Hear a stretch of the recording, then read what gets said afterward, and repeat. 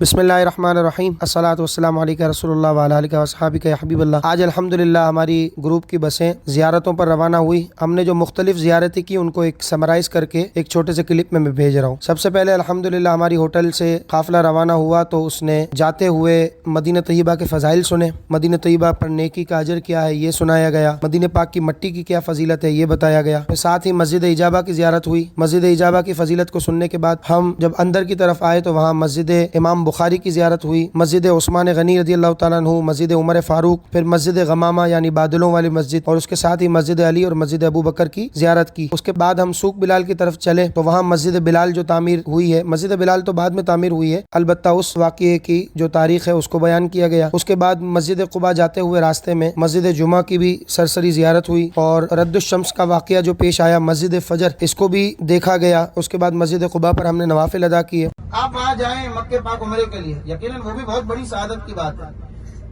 احرام باندھیں، پھر احرام کی پابندی میں رہیں، پھر نیت کریں، پھر سارا سفر تلبیہ پڑھتے رہیں، پھر حرم شریف پہنچیں، پھر طواف کریں، پھر عمرہ کریں، صحیح کریں، زمزم پئیں، وہ پورا پروسیس ہے۔ نوافل ادا کریں، اس کے بعد حلق کروائیں، جب جا کے آپ کا عمرہ مقبول ہو، عمرہ ادا ہو۔ مقبول ہے یا نہیں یہ تو بات کی بات ہے، لیکن پیارے آقا صلی اللہ علیہ وسلم نے دیکھیں کیسی بشارت ان غلاموں کو عطا کر دی کہ جو اس وقت نہیں پہنچ سکتے تھے۔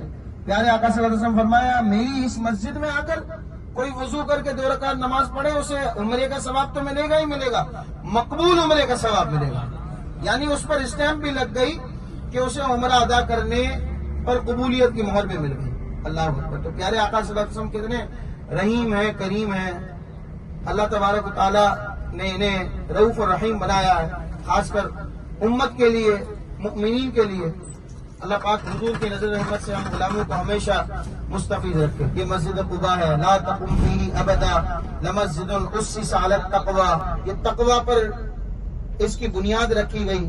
اس مسجد کی تاریخ اسلام کی سب سے پہلی مسجد، پیارے آقا صلی اللہ علیہ وسلم کی اونٹنی مبارک ابھی قافلے کے ساتھ مدینہ طیبہ کی حد میں داخل ہوئی نہیں تھی کہ اس مقام پر آ کر سب سے پہلے رکی۔ حضرت کلثوم بن الحجم رضی اللہ تعالیٰ عنہ کی یہ زمین تھی، آپ نے اس زمین کو وقف کیا، اور پھر پیارے آقا صلی اللہ علیہ وسلم کے حکم پر یہاں اس مقام پر مسجد کی بنیاد رکھی گئی۔ اس وقت تو بڑی چھوٹی سی مسجد تھی، آج یہ بڑی عالیشان مسجد ہے جس کو آپ اس وقت دیکھ رہے ہیں۔ اور یہ مسجد وہ مسجد تھی کہ اس مسجد کے مقابلے میں منافقین نے ایک مسجد بنائی جس کا ذکر قرآن پاک میں والذین اتخذوا مسجدا ضرارا، وہ مسجد ضرار تھی، اس کو گرانے جلانے کا حکم دے دیا گیا۔ اور ایک یہ مسجد ہے کہ جس کی بنیاد تقوی پر رکھی گئی، اور اس مسجد میں جو کوئی گھر سے نکل کر آئے وضو کر کے 2 رکعت نماز ادا کرے، اللہ پاک اسے مقبول عمرے کا ثواب عطا کرتا ہے۔ ہم یہاں اتریں گے، گاڑی کا نمبر نوٹ کر لیجئے گا تاکہ آپ کو بعد میں آنے میں پریشانی نہ ہو، اور جگہ بھی دیکھ لیجئے گا، 2-3 طرف سے راستے نکلتے ہیں۔ آپ جس جگہ سے داخل ہونے اسی مقام پر آپ کو واپس آنا ہے۔ وضو آپ کا سب کا برقرار ہے، آپ نے نماز ادا کرنی ہے 2 رکعت، چاہیں تو 4 رکعت بھی پڑھ لیں، شکرانے کی نیت سے پڑھ لیں، حاجات کے پورا ہونے کی نیت سے پڑھ لیں، صلاۃ التوبہ پڑھ لیں، 2 رکعت نفل آپ نے پڑھنی ہے، انشاءاللہ مقبول عمرے کا ثواب اللہ کی رحمت سے ہمیں عطا کیا جائے گا۔ اس کے بعد ہماری گاڑی جب مسجد فتح کی طرف یعنی غزوہ خندق والے جگہ کی طرف جانے لگی تو راستے میں ہم نے جبل العیر کالا پہاڑ بھی دیکھا، جبل سور یہ مدینہ پاک کا پہاڑ ہے، مکہ پاک کا جبل سور الگ ہے، چھوٹی سی پہاڑی ہے، اس کو بھی دیکھا۔ دجال جس پہاڑی پر اترے گا اس پہاڑ کو بھی دکھایا گیا۔ اس کے علاوہ جبل احد کا حسین نظارہ بھی ہم نے دیکھا۔ مسجد فتح کے قریب جس جگہ کو 7 مساجد کہا جاتا ہے، 7 مساجد جس میں رسول اللہ صلی اللہ علیہ وسلم کی مسجد فتح بھی ہے، اس کے ساتھ ہی سلمان فارسی، حضرت عمر، حضرت ابو بکر، حضرت عثمان، حضرت علی، حضرت سیدہ فاطمہ، حضرت سلمان فارسی رضی اللہ عنہم، ان کی مساجد بھی ہیں، اور یہیں غزوہ خندق کا واقعہ پیش آیا۔ 5 مساجد نظر آئیں گی، 2 شہید ہو گئی ہیں، اس کی جگہ پارکنگ بنا دی گئی ہے، اور ایک بڑی مسجد بنا دی گئی ہے جس میں یہ محسوس کرا ہے کہ بھئی یہ 7 کے مد مقابل قائم مقام ہے۔ تو اب یہ ہے کہ پہلے تو یہ سمجھنے میں 7 مساجد ہیں کیا۔ دیکھیں یہ وہ جگہ ہے کہ جہاں غزوہ خندق ہوئی۔ غزوہ خندق کے موقع پر 7 الگ الگ چھوٹی چھوٹی مسجدوں کو تعمیر کیا گیا۔ یہ 7 منفرد الگ الگ نام سے صحابہ کرام کے نام پر یہ مساجد موجود ہیں۔ جیسے پہلی مسجد ہے مسجد رسول اللہ صلی اللہ علیہ وسلم، تھوڑا سا اوپر چڑھائی پہ، وہ آپ کو محراب نظر آ رہا ہے؟ دیکھیں یہ پہاڑ ہے، پہاڑ کے دامن میں نظر آئی الٹے ہاتھ پر، یہ ہے پیارے آقا صلی اللہ علیہ وسلم کے نام سے مسجد منسوب. پھر اس کے نیچے ایک مسجد ہے مسجد علی, مجھے صحیح نام یاد نہیں ہے, آپ دیکھ لیجیے گا, مسجد علی ہے, مسجد عمر ہے. اس ہاتھ پر 3 اور مسجد ہیں. تو یوں یہ 5 مسجدیں ہو گئی. یہ دیکھیں مسجد فاطمہ بھی نظر آئے گی, مسجد سلمان فارسی بھی نظر آئے گی, اور مسجد عمر بھی نظر آئے گی. یہ دیکھیں یہاں پہ 3 مسجد ہیں. اب یہ جو پارکنگ ایریا ہے نا, یہاں پہ مسجد ابو بکر اور مسجد عثمان بھی ہوا کرتی تھی جو شہید ہو گئی. یہ 2 مسجدیں.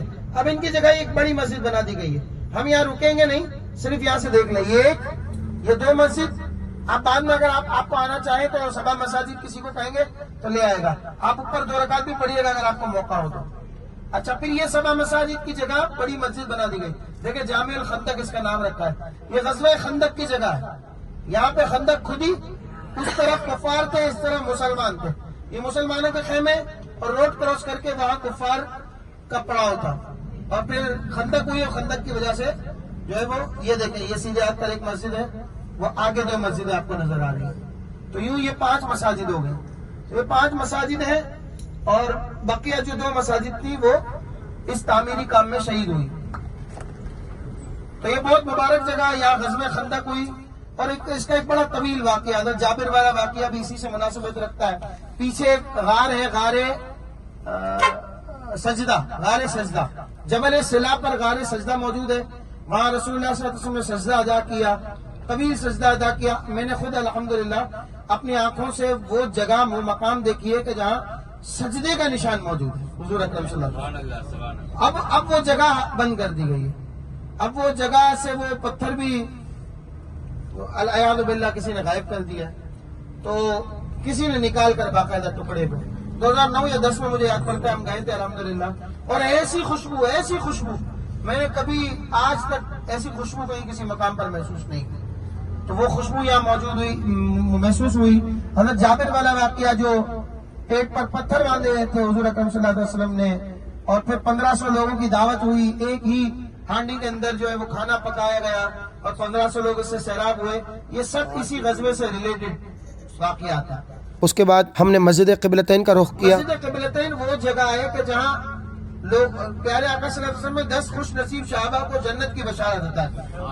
عشرہ مبشرہ کا جو معاملہ ہوا نا, وہ بھی اسی مقام پر ہوا. ایک اور بات سنیے, آپ کا دل خوش ہو جائے گا. آپ کہیں گے 2 کی جگہ میں 4 رکعتیں پڑھوں, لیکن پلیز جلدی آ جائیے گا. یہ وہ مقام ہے مسجد قبلتین. چلے مقام کون سا ہے اس کو میں بعد میں بتاتا ہوں, پہلے روایت سنیے. پیارے آقا صلی اللہ علیہ وسلم فرماتے ہیں کہ جس نے وادی عقیق میں 2 رکعت نماز ادا کی, اسے مقبول حج کا بھی اور مقبول عمرے کا بھی ثواب ملے گا. مسجد قباء میں صرف مقبول عمرے کا تھا. ایک روایت ایسی ملتی ہے کہ جو وادی عقیق میں نماز ادا کرے گا, اسے مقبول عمرے کا بھی اور مقبول حج کا بھی ثواب ملے گا. اچھا, آپ کو یہ جان کر خوشی ہوگی کہ مسجد قبلتین وادی عقیق میں موجود ہے. اب تو کہیں ذرا زور سے سبحان اللہ. انشاءاللہ وہ فضیلت بھی ہم پائیں گے. اور مقبول حج بھی کون سا؟ حج قران کا ثواب ملے گا. تو مسجد قبلتین ہمارے سیدھے ہاتھ پر آ گئی ہے. پھر شعر پڑھ لیتے ہیں. مصطفیٰ سے خدا کو پیار کتنا دیکھیے, خانہ کعبہ کو قبلہ کہہ دیا تو ہو گیا. اتنے آپ مزہ آ رہا ہے ماشاءاللہ. اب لگ رہا ہے وہ پرانا والا گروپ ہے. خانہ کعبہ کو قبلہ کہہ دیا تو ہو گیا, کہہ دیا تو ہو گیا, کہہ دیا تو ہو گیا, معجزہ میرے نبی کا کہہ دیا تو ہو گیا. وادی عقیق میں مسجد قبلتین موجود ہے. اس کی فضیلت کو سنتے ہوئے ہم سید الشہداء سیدنا امیر حمزہ رضی اللہ تعالیٰ عنہ کی بارگاہ میں حاضر ہوئے. آپ کا مرتبہ اور مقام سب سے بلند و بالا. 313 جو صحابہ نے اصحاب بدر تھے, ان کو تمام صحابہ پر فضیلت حاصل تھی, لیکن اس میں سے اکثر ایسے تھے کہ جو بدر کے میدان میں شریک ہوئے اور احد کے میدان میں بھی شریک ہوئے. تو آقا کریم صلی اللہ علیہ وسلم نے جن ہستی کو اس جنگ میں سردار اور امیر مقرر کیا وہ تھے سید الشہداء سیدنا جناب حمزہ رضی اللہ عنہ. آپ کون تھے؟ آپ حضور کے چچا جان. حضور کے 2 چچا ایمان لائے, حضرت عباس اور حضرت حمزہ, جس میں سے حضرت حمزہ رضی اللہ تعالیٰ عنہ اتنا پیار فرمایا کرتے تھے حضور اکرم صلی اللہ تعالی وسلم سے کہ آپ نے بہت سے صحابہ کے واقعات سنے ہوں گے کہ کسی صحابی کو ایمان لانے کی وجہ یہ بنی کہ حضور نے تبلیغ کی، کسی صحابی کے ایمان لانے کی وجہ یہ بنی کہ کسی صحابی کی تبلیغ سے ایمان لائے، کوئی حضور کا معجزہ دیکھ کر ایمان لایا، کسی نے قرآن پاک کی آیت سنی، کسی نے کوئی اور معاملہ دیکھا۔ حضرت حمزہ وہ عظیم ہستی ہیں کہ جو ایمان لائے تو ان کے ایمان لانے کی وجہ بڑی یونیک تھی، اور وہ وجہ کیا تھی؟ وجہ یہ تھی کہ وہ حضور کے چہرے پر مسکراہٹ لانے کی خاطر ایمان قبول کیا، یعنی صرف سرکار کے چہرے پر مسکراہٹ آ جائے اس لیے انہوں نے ایمان کو قبول کیا۔ سبحان اللہ۔ ایمان نہیں لائے تھے لیکن حضور سے بڑا پیار کرتے تھے، بھتیجے تھے نا حضور، تو کہتے تھے بھتیجے سے بڑا پیار ہے۔ اب پیارے آقا صلی اللہ علیہ وسلم دین کی تبلیغ میں مصروف ہیں، ابو جہل نے جو ہے وہ بدزبانی کی، بد اخلاقی کی اور بہت برا بلا کیا، جس سے سرکار دو عالم صلی اللہ علیہ وسلم مغموم ہوئے، آپ کے دل کو رنج پہنچا۔ حضرت حمزہ شکار پر گئے ہوئے تھے، ابھی ایمان نہیں لائے تھے، ہاتھ میں تیر کمان تھی، کسی کنیز نے بتایا کہ آپ کے بھتیجے کے ساتھ ابو جہل نے یہ معاملہ کیا ہے، بڑے بہادر تھے، اسی وقت گئے مطاف میں، حرم کعبہ میں کفار بیٹھتے تھے، وہاں گپے لگاتے تھے، تو جا کے جو تیر کمان ہاتھ میں تھا وہی کمان جو ہے وہ ابو جہل کے سر پر جا کر دے ماری اور کہا کہ تو نے میرے بھتیجے کو برا بلا کہا۔ واپس آئے غصے میں، پھر آ کے حضور کو پیار کیا، کہنے لگے کہ اے بھتیجے میں نے آپ کا بدلہ لے لیا، کہ آپ خوش ہیں؟ تو حضور نے فرمایا کہ نہیں چچا جان، خوشی تو مجھے اس وقت ہوگی کہ جب آپ کلمہ پڑھ کر ایمان قبول کر لیں گے۔ تو پیارے حمزہ رضی اللہ وہ بھی بڑا پیار کرتے تھے نا، عرض کرنے لگے کہ اے بھتیجے اگر آپ کی خوشی اسی میں ہے تو میں ابھی کلمہ پڑھ کر مسلمان ہو جاتا ہوں، اور آپ ایمان لائے اور ایسے ایمان لائے کہ اس وقت تک تو بھتیجے بھتیجے کہتے تھے، لیکن جب ایمان لے آئے تو اس کے بعد زندگی میں ایک مرتبہ بھی بھتیجے کہہ کر نہ پکارا، بلکہ ہمیشہ کہا ہے اللہ کے رسول، یا رسول اللہ، یا حبیب اللہ۔ جنگ کا واقعہ بھی بڑا پرسوز ہے اور بڑا ایموشنل ہے، جذبات کر دینے والا ہے۔ جس طرح حضرت حمزہ پیارے آقا صلی اللہ علیہ وسلم سے پیار کیا کرتے تھے، اسی طرح پیارے آقا صلی اللہ علیہ وسلم بھی اپنے چچا جان سے بہت پیار کیا کرتے تھے۔ صحابہ فرماتے کہ ہم نے کبھی اتنا غمگین حضور کو نہیں دیکھا جتنا حضرت حمزہ کی شہادت پر دیکھا، اور 70 شہید ہوئے۔ 70 کتنے شہید ہوئے احد کے میدان میں؟ 70 مسلمان شہید ہوئے۔ ہر شہید کے جنازے کے ساتھ حضرت حمزہ کا جنازہ رکھا جاتا ہے، یعنی آپ کی نماز جنازہ بھی 70 مرتبہ پڑیں گے۔ آپ اس سے اندازہ کیجئے کہ آپ حضور آپ سے کتنا پیار کرتے تھے۔ اور آپ کی ایک بیٹی تھی، ان کا نام بھی فاطمہ تھا، حضور کی بیٹی کا نام بھی فاطمہ اور حضرت حمزہ کی بیٹی کا نام بھی فاطمہ تھا، تو آپ نے اپنا دست مبارک اس بچی کے سر پر رکھا کہ آج سے یہ میری بیٹی ہے، میری بیٹی فاطمہ کی طرح یہ بھی میری بیٹی ہے۔ اور بہت سی شفقتیں ہیں اور بڑے واقعات ہیں۔ یہ منفرد سا پہاڑ، آپ اس کی مٹی پہ غور کیجیے، ہے نا منفرد، کلر منفرد۔ میں آپ کو زبردستی نہیں کر رہا، آپ تھوڑا غور سے دیکھیے۔ یہ پہاڑ آپ کو دوسرے، اچھا یہ تو اس کا بیک ہے، آپ اس کا فرنٹ جب دیکھیں گے نا تو آپ کہیں گے واقعی آپ کی بات صحیح ہے۔ یہ 7 کلومیٹر لمبا چوڑا پہاڑ ہے، اور پورے مدینہ طیبہ میں دور دراز سے جب یہ لمبا چوڑا پہاڑ نظر آتا ہے تو دیوانے جھوم کر کے اٹھتے تھے، یہی تو حد ہے اور یہی تو وہ زمین ہے کہ جس کے لیے کیا کہا انہوں نے شاعر نے کہ وہ احد کی زمین ہے جہاں پر مکی، وہ احد کی زمین ہے جہاں پر مکی، میرے حمزہ پیا میں مدینے چلا، میرے حمزہ پیا میں مدینے چلا۔ احد کے فضائل میں آپ کو بتا چکا ہوں، الحمدللہ یہ جنتی پہاڑ ہے، سرکار فرماتے ہیں یہ مجھ سے محبت رکھتا ہے، یہ جنت میں بھی میرے ساتھ ہوگا۔ یہ احد وہی ہے کہ ایک دفعہ سرکار تشریف لے گئے احد پہاڑ پر، تو یہ جنبش کرنے لگا، وائبریشن ہوئی، سرکار نے عصا مبارک سے ٹھوکر لگا کر ارشاد فرمایا احد ٹھہر جا، تجھ پر ایک نبی، اس وقت حضرت صدیق اکبر بھی ساتھ تھے، حضرت عمر بھی ساتھ تھے، حضرت عثمان بھی ساتھ تھے، فرمانے لگے کہ ٹھہر جا، تجھ پر ایک نبی، ایک صدیق اور 2 شہید کھڑے۔ اچھا یہاں پہ کیا پتہ چلا آپ کو؟ پتہ پیارے آقا صلی اللہ علیہ وسلم بتا رہے کب؟ اپنے ظاہری دور مبارک میں، ابھی حضرت عمر کی شہادت نہیں ہوئی، ابھی حضرت عثمان کی شہادت نہیں ہوئی، لیکن اس سے پہلے بتا رہے ہیں کہ 2 شہید کھڑے، تو پتہ یہ چلا کہ اللہ کی عطا سے رسول اللہ صلی اللہ علیہ وسلم جانتے ہیں کیا ہی بات ہے۔ صدیق کھڑا، ایک صدیق کھڑے ہیں اور 2 شہید کھڑے ہیں، یہ سرکار بتا رہے ہیں، پہلے سے بتا رہے ہیں۔ اب جب یہ بات کہی نا تو احد پہاڑ جو حرکت کر رہا تھا نا وہ جو تھم گیا، وہ اپنی جگہ پر رک گیا۔ اور اسی عہد شریف کو جو اور نسبت حاصل ہے تو وہ یہ نسبت ہے کہ اس عہد کے دامن میں اسلام کی عظیم الشان جنگ عہد وقوع پذیر ہوئی. یعنی غزوہ بدر کے بعد اگر کسی جنگ کو فضیلت اور مرتبہ حاصل ہے تو وہ غزوہ عہد ہے. اور غزوہ عہد کے صحابہ، غزوہ عہد کے غازیان اور غزوہ عہد کے شہداء بھی یقیناً بہت بڑا مرتبہ رکھتے ہیں. تو یہ آج ہماری زیارت کی مختصر روایت تھی. درمیان میں باغ سلمان فارسی بھی آیا. الٹے ہاتھ پر آپ کو باغ نظر آ رہا ہے، یہ باغ سلمان فارسی رضی اللہ تعالیٰ عنہ کہلاتا ہے. ایک یہودی کا باغ تھا، حضرت سلمان فارسی رضی اللہ. اچھا دیکھیں، حضرت بلال کا واقعہ بھی ایسا ہے کہ وہ دور دراز سے آئے تھے.